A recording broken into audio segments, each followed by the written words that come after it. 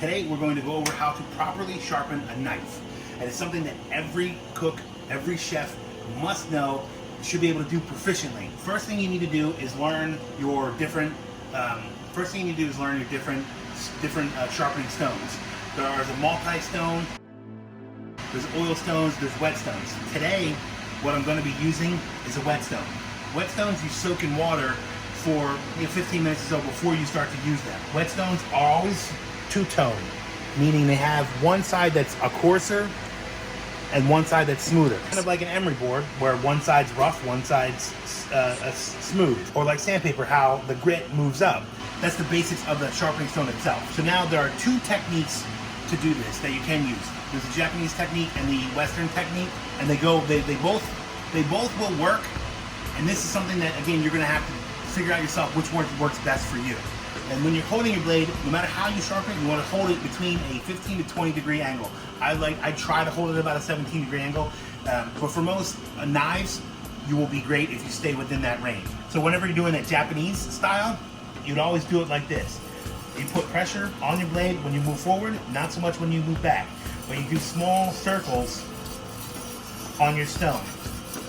And you go across your blade in circles like this. If you keep doing this for an extended period of time, then you would turn to the other side. And again, small circles, back and forth, applying pressure on the forward, releasing pressure on the back. For your sharpening, you want to sharpen both sides equally. And it's hard for me to remember exactly how long I've done each, or if I've hit every area of every blade. So I don't prefer that method. This is the method I prefer. You place your whetstone across you like this, you hold your knife between 15 to 20 degree angle, and you run your knife across the whetstone. I prefer this method. As you can see, I'm starting at the back of the blade and running the whole length of the blade. You want to be able to do that. You want to sharpen every inch of your blade. I prefer this method. As you can see, it gets from, I prefer this method because I can see that I'm getting the entirety of the blade. Plus, I can count the strokes and make sure I'm doing it evenly on both sides.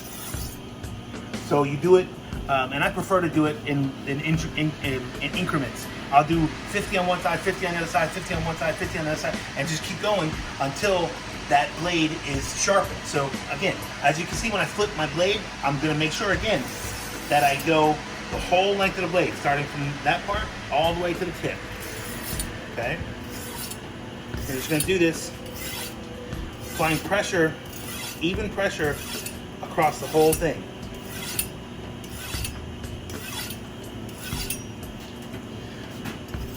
Again, you can go back and forth. You can go back and forth by counting the amount of strokes you're doing on each, so you have an even size. If you sharpen your blade on the regular, you shouldn't need to do but maybe a few hundred strokes. If it's been a long time since you've sharpened a knife, you might be here for a while.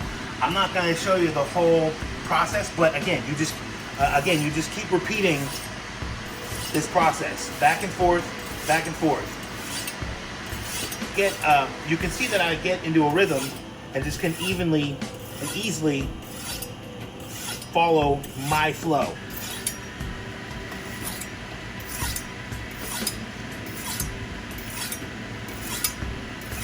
All right.